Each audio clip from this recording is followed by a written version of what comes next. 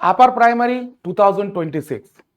তো এই পরীক্ষা খুব আসন্ন, সেখানে দুটো জিনিস স্টুডেন্টের মধ্যে প্রচণ্ড পরিমাণে যেটা রিপার্কেশন হচ্ছে সেটা হচ্ছে কি না, একটা হচ্ছে যোগ্যতা আর 2 নম্বর হচ্ছে নম্বর বিভাজন।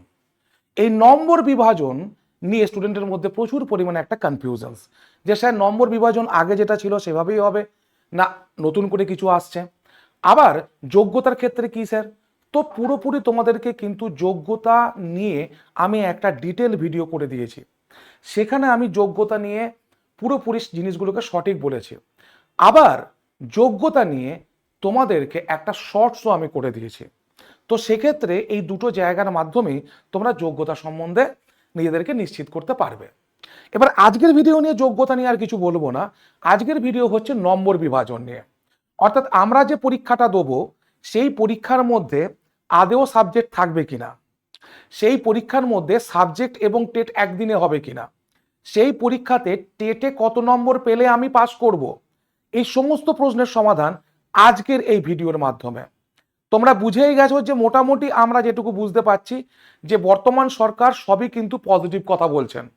তারা আপার প্রাইমারি নিয়ে এসএলএসটি নিয়ে কিন্তু প্রচন্ড পরিমাণে অপটিমিস্টিক, এটুকু তো বোঝা যাচ্ছে। এবং সেখান থেকে যে অপটিমিস্টিক ব্যাপারটা, এইটুকু আমাদের ধারণা যে নভেম্বর থেকে ডিসেম্বরের মধ্যে আমাদের পরীক্ষা কমপ্লিট হয়ে যাবে। সমস্যা হচ্ছে এটাই যে স্টুডেন্টের মধ্যে যে স্যার পরীক্ষা যেদিন খুশি হোক শুধুমাত্র নোটিফিকেশনটা দেখতে চাই। তো এটা যতদিন না আসে ততদিন তোমরা দেখতে পাচ্ছ না, এটা একটা একটা সব থেকে বড় তোমাদের কাছে চাপের জায়গা। বাট এটা তোমরা যারা ভাবছো যেটা চাপের জায়গা তারা কিন্তু ভুল করছে, এটুকু আমি বলতে পারি। বিকজ পরীক্ষার প্রেপারেশন হচ্ছে একটা লেন্দি ওয়ে, সে লেন্দি ওয়েতে একটা প্রিপারেশন নিতে গেলে অন্তত তোমাকে 4টে মাস পড়াশোনা করতে হবে। আর এই যে নভেম্বর বা ডিসেম্বর বললাম, এটা কিন্তু তোমাদের সাবজেক্টের পরীক্ষা নয়, এটা পুরোপুরি টেটের পরীক্ষা। তো এবার আমরা দেখে নেবো এখানে নাম্বার বিভাজন নিয়ে জিনিসটাকে একদম পুরোপুরি। দেখো রাজ্যে বিপুল নিয়োগ 1 লক্ষর মতো শূন্য পদ, এটা কিন্তু এবছর বাজেটই ঘোষণা করা হয়েছে। তার মধ্য থেকে যেটুকু আমরা খবর পাচ্ছি বা সংবাদ মাধ্যমে যেটুকু খবর, সেটা হচ্ছে 25,000 শুধুমাত্র রাখা হচ্ছে আপার প্রাইমারির জন্য। 25,000 শুধুমাত্র রাখা হচ্ছে আপার প্রাইমারির শূন্য পদ। সেটা বিভিন্ন চাকরি ক্ষেত্রে নিউজ পেপার বলো বা বিভিন্ন বাইট থেকে বলো, এটুকু আমরা বুঝতে পেরেছি যে 21,000 আমরা ধরে চলছিলাম, সেখানে আজকের দিনে দাঁড়িয়ে আমরা 25,000 এটাকে ধরে চলতে পারি। এরপর দেখি আমাদের নাম্বার বিভাজনের জায়গাটা। দেখো টেট পরীক্ষা 150 নাম্বারের হবে, এখানে কোনো সন্দেহ নেই। ঠিক আছে, টেট পরীক্ষা 150 নাম্বারেরই হবে, এখানে কোনো সন্দেহ নেই। এবং যে জায়গাটা তোমাদের সন্দেহ সেটা হচ্ছে যে স্যার সিলেবাস নিয়ে, সেটাও আমি দেখো ছোট করে তোমাদের সামনে দিয়ে দিয়েছি। সবার জন্য টেট বাধ্যতামূলক, যে স্ট্রিম থেকেই থাকুক না কেন, আর্টস সায়েন্স কমার্স। এবার কমার্স গ্র্যাজুয়েটদের ক্ষেত্রে কতটা আপার প্রাইমারি সুযোগ থাকবে এটা কিন্তু আমি বলতে পারছি না আজকের দিনে দাঁড়িয়ে। তার কারণ হচ্ছে যেটা আমার কাছে ইনফরমেশন নেই সেটা নিয়ে কিছু আমি বলতে পারবো না। তার কারণ হচ্ছে সাধারণত 6 to 8 এটা হচ্ছে আপার প্রাইমারি, আমাদের রাজ্যে হচ্ছে 5 to 8 এটা হচ্ছে আপার প্রাইমারি।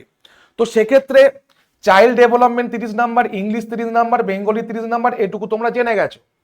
স্যার বেঙ্গলির পরিবর্তে আর কোনো অপশন থাকবে কিনা সেগুলো সব বলে দিয়েছি বাবা, কোনো চাপ নেই। ঠিক আছে, এখানে নেপালি থাকবে, উর্দু থাকবে, সবকিছু থাকবে, সেটা তোমরা জানো। কিন্তু 99% স্টুডেন্ট আমাদের চ্যানেলে তারা বেঙ্গলি ভার্সন, তাই আমি বেঙ্গলি লিখেছি এখানে। বিভাগ অনুযায়ী যারা সায়েন্সের দেবে তাদেরকে ম্যাথ এবং সায়েন্স পড়তে হবে, যারা আর্টসের দেবে তাদেরকে কি পড়তে হবে, জিও পলিটিক্স এবং হিস্ট্রি পড়তে হবে। এইটুকু আমরা জানি আপার প্রাইমারি ক্ষেত্রে। ঠিক আছে, বিকজ কমার্স হচ্ছে কিরকম না তোমার হাই সেকেন্ডারি স্তরে। ঠিক আছে, তো সেক্ষেত্রে যারা যারা কমার্সের স্টুডেন্ট ফোন করছো বা যারা যারা কমার্সের স্টুডেন্ট জানতে চাও তাদেরও জিনিসটা আমি আজকে ক্লিয়ার করে দিচ্ছি। ঠিক আছে, তো এবার দেখো পাস নম্বর কত। জেনারেলদের জন্য 60% বরাদ্দ হয়েছে এবং সংরক্ষিত SC ST OBCদের জন্য 55%। অর্থাৎ 150-এর মধ্যে 60% কত না, 150-এর মধ্যে 60% হচ্ছে কত না তোমার 90, আর 150-এর মধ্যে 55% কত, সেটা হচ্ছে কি না 82। তাহলে SC ST OBC তারা 82 পেলেই হবে, আর জেনারেলদের ক্ষেত্রে কি না 90 পেলেই হবে। এবার দেখো আগে কি একটা ব্যাপার হচ্ছে এটা যে যদি মনে করো অন্যান্য সেটের মতো হয় যে শুধুমাত্র পাস মার্ক তুলতে হবে, তাহলে তোমাদের ক্ষেত্রে এই নাম্বারটা তুলি যথেষ্ট ছিল, কিন্তু এই নাম্বারটা তোমার ক্যারি ফরওয়ার্ড হবে, যুক্ত হবে তোমার আসল 100 নাম্বারের মধ্যে। সেটা কিভাবে যুক্ত হবে একটু দেখে নাও। দেখো, আসল খেলা হচ্ছে 100 নম্বরের মেরিট লিস্ট, ঠিক আছে? 150 নম্বরের টেটে তুমি যা পাবে তারা সরাসরি চাকরিতে যোগ হবে না। মনে করো 150-এর মধ্যে তুমি হয়তো 119 পেলে, তোমাকে 119 যুক্ত হবে তা নয়। এটা কিভাবে যুক্ত হবে তার একটা আমি অঙ্ক কষে দিয়েছি তোমাদের সামনে। দেখো, আর একটা কথা তোমাদেরকে বলে দিই, সেটা হচ্ছে এই 100 নম্বরের মধ্যে চূড়ান্ত মেধা তালিকা যেটা থাকবে সেটা হচ্ছে মেরিট লিস্ট তৈরি করা হবে সম্পূর্ণ 100 নম্বরের ভিত্তিতে, ঠিক আছে? এবারে মেরিট লিস্টটাতে তোমরা একটু ভালো করে দেখো, সেটা হচ্ছে একাডেমিক স্কোর কত না 10 নাম্বার, টেট স্কোর অর্থাৎ 150 নাম্বারের যে টেটটা দেবে সেটা হচ্ছে 40 নাম্বার যুক্ত হবে সেখানে। লিখিত পরীক্ষা হচ্ছে 25 নাম্বার। এইখানে আসল জায়গা আসি, এই লিখিত পরীক্ষাটা হচ্ছে তোমার সাবজেক্ট হচ্ছে কি, আমি সিম্পল তোমাদেরকে দেখো বলে দিচ্ছি এখানে। তো ক্লাস 5 থেকে ক্লাস 8 পর্যন্ত যে সাবজেক্টগুলো পড়ানো হয় সেইগুলো তোমাদের যদি পাসে অথবা অনার্সে থাকে তবেই তোমরা কিন্তু সেই সাবজেক্টের জন্য লড়তে পারবে। আমার কথা বুঝতে পারলে? মনে করো কেউ জিওগ্রাফি অনার্স নিয়ে পড়েছো, তার ইংরাজি এবং বাংলা পাসে ছিল, যদি আগের নিয়মে হয় ইংরাজি এবং বাংলা পাসে ছিল, তুমি ইংরাজি বাংলা জিওগ্রাফি এই তিনটের জন্যই এলিজিবল। বোঝা গেল? ধরো কেউ ইংলিশ নিয়ে অনার্স করেছে, সে বলছে আমি ইংরাজি দিয়েই দেবো, তুমি এলিজিবল। ধরো কেউ ইংরাজিতে অনার্স করেছে, তার বাংলা পাসে ছিল, সে বাংলায় দিতে চায়, দিতে পারো, কোনো অসুবিধা নেই। ক্লিয়ার সবার? বেশ। এরপর দেখো ইন্টারভিউর জন্য কত আসছে না 15 নাম্বার, শুধুমাত্র ইন্টারভিউ নেই, ইন্টারভিউ প্লাস ডেমো, এইটাতে কত আসছে না 15 নাম্বার, ঠিক আছে? তো এরপর দেখো কিভাবে তোমার একাডেমিক স্কোরটা কিভাবে নেওয়া হবে। যদি প্রথম ধাপ গ্র্যাজুয়েশন স্তরে প্রাপ্ত নাম্বারের ভিত্তিতে তোমার একাডেমিক স্তরটাকে নেওয়া হবে। যদি তুমি 60% বেশি পেয়ে থাকো তাহলে তুমি 10-এ 10, যদি 50 থেকে 59% পেয়ে থাকো তাহলে হচ্ছে 10-এর মধ্যে 8, আর যদি 50%-এর নিচে পেয়ে থাকো তাহলে হচ্ছে 6 নাম্বার। এবার তোমাদের প্রশ্ন হতেই পারে যে স্যার আমি তো আগেও বলেছেন যে 50% গ্র্যাজুয়েশনে থাকতে হবে, তাহলে এই 6 নাম্বারটা কাদের জন্য? দেখো আমি বলছি 50% থাকতে হবে জেনারেলদের ক্ষেত্রে, এসসি এসটিতে জেনারেল যদি 50% হয়, এসসি এসটিদের ক্ষেত্রে ঠিক 5% কম থাকবে, ঠিক আছে? বোঝা গেল? আর 2 নাম্বার যারা ডিএলএড করে আছো তাদের ক্ষেত্রে কিন্তু গ্র্যাজুয়েশনের যোগ্যতাটাকে রিল্যাক্সেশন দেওয়া হবে। বোঝা গেছে? তো আমি বারবার ওই জন্য একটা কথাই বলি যে আপার প্রাইমারি হচ্ছে যারা বিএড তাদের জন্য একটা বিরাট সুযোগ যে তারা গ্র্যাজুয়েশনে 50% পেলে তবেই লড়তে পারবে, আদারওয়াইজ নয়। কিন্তু ডিএলএডরা পারবে আপার প্রাইমারিতে লড়তে, পারবে প্রাইমারিতে লড়তে, ঠিক আছে? নেক্সট দেখো ধাপ 2, টেটের 40 নাম্বার কিভাবে হিসাব হবে। দেখো এই যে 150 নাম্বার, এইটা তুমি কি করে হিসাব করবে 40-এর মধ্যে। উদাহরণ কি লিখেছি, তুমি 90-এ 90 পেয়েছো, তাহলে 90 ভাজিত 150 ইন্টু 40 সমান কত হবে? 24। বোঝা গেল? এই উদাহরণটা ভালো করে নিয়ে নেবে। তুমি যাই পাবে, যেটাই তুমি পরীক্ষা দিয়ে আসার পর যেটা স্কোর করবে, তুমি নিজের নাম্বারটা কি করে বের করবে না, ধরো তুমি 120 পেয়েছো, 120 ভাজিত 150 ইন্টু 40 তাহলে কত হলো? 32। মানে 40-এর মধ্যে 24, 40-এর মধ্যে 32। আর বোঝা গেছে? বেশ, চলো এবার দেখো লিখিত পরীক্ষা যেটা 25 নাম্বার হবে সেটা একই দিনে হবে না। আশা করি টেট যারা পাস করবে তাদেরকে লিখিত পরীক্ষার সুযোগ দেওয়া হবে। তার কারণ হচ্ছে যে লিখিত পরীক্ষার খাতা এত দেখতে চাইবেন না, তো সেক্ষেত্রে যারা শুধুমাত্র টেট পাস করবে বা টেটের নাম্বার বেশি থাকবে তাদেরকে একমাত্র লিখিত পরীক্ষার সুযোগ দেওয়া হবে। একই দিনে হওয়ার কথা ভুলে যাও, ঠিক আছে? ষষ্ঠ থেকে অষ্টম শ্রেণী হলো আমাদের এখানে 5ম থেকে। দেখো এই যে তোমার লিখিত পরীক্ষাটা 25 নাম্বারের, সেটা কিন্তু পরিষ্কার জেনে রাখো এমসিকিউ প্যাটার্ন, অর্থাৎ একটা কোশ্চেন থাকবে তার এগেনস্টে 4টে অপশন থাকবে। এমন নয় তোমাকে একটা প্রশ্ন দেবে সেখানে তোমাকে লিখতে হবে 2 নাম্বার করে পাবে, সেটা কিন্তু নয়, পুরো এমসিকিউ। এবার দেখো ইন্টারভিউ এবং ডেমো। লেকচার ডেমনস্ট্রেশনে কত থাকবে? 5 নাম্বার, ঠিক আছে? পূর্ব শিক্ষাগত অভিজ্ঞতা 5 নাম্বার, মূলত ট্রান্সফার প্রার্থীদের এবং সুশ্রী প্রার্থীদের জন্য, আর ইন্টারভিউ হচ্ছে 5 নাম্বার। এই হচ্ছে 15 নম্বরের ভাগ। এরপর যদি বলে থাকেন সরকার থেকে যে আমরা ইন্টারভিউ কমাবো, যদিও মনে হয় এই জায়গাগুলো কমাবে না, এগুলো যা ছিল তাই থাকবে, শুধুমাত্র কমাতে চলেছে অন্যান্য পরীক্ষাগুলোর জন্য। ঠিক আছে, কারণ এখানে একটা টিচারের ক্ষেত্রে ডেমনস্ট্রেশনে একটা বড় জায়গা থাকেই থাকে। ঠিক আছে, তাহলে এখনো পর্যন্ত আমরা কি কি বুঝলাম এই জায়গায় আজকের ভিডিও থেকে? আবার আমি বলে দিচ্ছি কারা কারা পরীক্ষা দিতে পারবে, যদিও তোমাদের খুব সিম্পল 3টে জায়গা আমি এনেছি। সেটা হচ্ছে গ্র্যাজুয়েশন পাস প্লাস 2 বছরের ডিএলএড। যারা গ্র্যাজুয়েট তাদের যদি ডিএলএড করা থাকে তাদের আর পার্সেন্টেজ দেখা হবে না। 50% নম্বর সহ গ্র্যাজুয়েশন প্লাস বিএড, 45% নম্বর সহ গ্র্যাজুয়েশন প্লাস বিএড। এনসিটি 2002 এর নিয়ম অনুযায়ী যদি কারো করা থাকে তখন 45% হবে। এই হচ্ছে কিনা 3টে জায়গা যেটা একদম সবার মধ্যে আছে, তো আমি এটা বলে দিলাম। ঠিক আছে, এরপর দেখো, এরপর হচ্ছে বয়সের সীমার ছাড়। যারা জেনারেল তারা এখন হচ্ছে 45 বছর পর্যন্ত সুযোগ পাবে।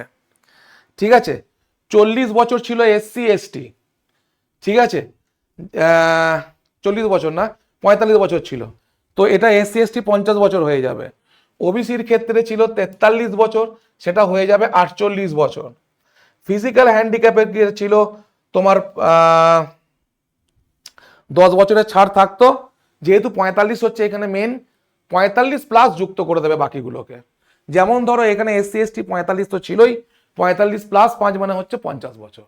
বোঝা গেল? বেশ, সমস্ত কিছু ক্লিয়ার করে দিয়েছি একদম একটা ভিডিওর মাধ্যমে। এরপর যদি বলো প্রিপারেশন, দেখো সবাই বলছে আমাদের নতুন করে ব্যাচ আনছি, আমরা নতুন করে ফাউন্ডেশন, আমরা অলরেডি এগুলো দিয়ে পেরিয়ে চলে গেছি, আমরা অলরেডি এগুলো সেরে ফেলেছি। তার কারণ এই যুগে দাঁড়িয়ে, এই সময়ে দাঁড়িয়ে একটা ধীরে ধীরে কোর্স করানোর কত মূল্য সেটা তুমি দ্রোণাচার্য ব্যাচটা না দেখলে বুঝতে পারবে না। আমি বারবার বলি দ্রোণাচার্য ব্যাচের কথা, তার কারণ হচ্ছে এটাই যে এখানে এক একটা পেডাগজির নোট 47 থেকে 48 পাতা, এইটা আমি নিয়ে গেছি। তার সঙ্গে 8টা পেডাগজি চ্যাপ্টারকে পুরোপুরি কমপ্লিট করিয়েছি, গ্রামারটাকে কমপ্লিট করিয়েছি, ভোকাসটাকে কমপ্লিট করিয়েছি, এবং কম্প্রিহেনশনদের 2টো কমপ্লিট করিয়েছি। এবং শুধু এটাই নয়, এবং একলব্য ব্যাচটাও এরকম করে গেছি, কিন্তু একলব্য ব্যাচ আবার সাজেশন দিয়েছি। তাহলে এই দুটো পড়তে পড়তে তোমার 1-2 মাস লেগেই যাবে। আর জুলাই যদি নোটিফিকেশন চলে আসে সেদিন থেকেই আবার নতুন ব্যাচ শুরু হবে। তাহলে আমার মনে হয় এখন তোমাদের কাছে এমন একটা কোর্সের প্রয়োজন, যারা চাকরি প্রার্থী তারা তো সবকিছু জানো, তাদের জন্য আর নতুন করে কবে লাইভ ব্যাচ আসবে তারপরে তুমি তার রেকর্ডিং দেখবে এত কিছু ভেবো না, পুরো জিনিসটাকে একবারে তুলে নাও, পুরো জিনিসটাকে তুলে নাও, যাতে তুমি রোজ দেখে সেটাকে অন্তত 10 দিনের মধ্যে কমপ্লিট করে দিতে পারো। তাহলে দ্রোণাচার্য ব্যাচ, একলব্য ব্যাচ দুটো মিলিয়ে তোমার 20টা দিন অন্তত লাগুক, কিন্তু এই 20 দিনে কিন্তু তুমি পুরো সিলেবাস কমপ্লিট করে দিতে পারবে। আমি যদি বলি 30 দিন লাগবে তাও লাগুক, আশা করি 30 দিনের মধ্যে তুমি ভালো খবর পেয়ে যাবে নোটিফিকেশনের জায়গাটা। তো যেটা ভালো করে বোঝো যে একলব্য ব্যাচ এবং এই দুটো ব্যাচ তোমার কমপ্লিট করতে মিনিমাম 1 মাস লাগবে, তো 1 মাস লাগুক না, অসুবিধা কি আছে, তোমার কাছে সময় আছে তো। কিন্তু যখন এই ব্যাচটা কমপ্লিট হয়ে যাবে তখন you will be a persons who will be the confident persons, যে হ্যাঁ আমি এগুলো জানি। ইংরাজির ক্ষেত্রে আমি তোমাদেরকে চ্যালেঞ্জ দিয়ে বলতে পারি এই দ্রোণাচার্য ব্যাচে যা করিয়েছি আশা করি ওর বাইরে কিছু আসবে না, এবং শিখিয়ে দিয়েছি কি করে কম্প্রিহেনশন করতে হয়। এবার তোমাদের কাছে একটা সুযোগ এখন সব থেকে বিশাল অফার, সেটা হচ্ছে কি বলতো, আজকের দিনে দাঁড়িয়ে তুমি 1 বছরের কোর্স 949 টাকায় পাবে। আজকের দিনে দাঁড়িয়ে যেটুকু বোঝা যাচ্ছে নভেম্বর ডিসেম্বর আগে পরীক্ষা হবে না, তো সেক্ষেত্রে আমার এই 1 বছরের কোর্সটা নেওয়াই ভালো। এবং 1 বছরের কোর্স যেটা 1999 টাকায় বিক্রি হয় সেটা তুমি পাচ্ছ কত, 949 টাকায়। কোড অ্যাপ্লাই করলে কি করবে, GOUTAM, এটা হচ্ছে কোড। আর যদি আমাকে মেসেজ করতে চাও তাহলে এই নাম্বারে মেসেজ করবে 7908100347, এই নাম্বারে মেসেজ করবে, আমি ডিরেক্ট লিঙ্ক পাঠাবো, লিঙ্কে ক্লিক করে পেমেন্ট করবে। পেমেন্ট করার পরে বলবো স্যার আমাকে একলব্য ব্যাচ এবং দ্রোণাচার্য ব্যাচের দুটো কোর্সের লিঙ্ক পাঠিয়ে দিন, আমি লিঙ্ক পাঠিয়ে দেবো, দেখতে শুরু করে দেবে। এবং আরেকটা ব্যাপার দেখো, এই যে আমরা ব্যাচগুলো দিচ্ছি এখানে আপাতত তুমি হিন্দি এবং ইংরাজিতে সিটেটের সমস্ত প্রিভিয়াস ইয়ার মক টেস্ট সবকিছু পাবে, সিটেটের সমস্ত প্রিভিয়াস ইয়ার এবং মক টেস্ট সবকিছু পাবে।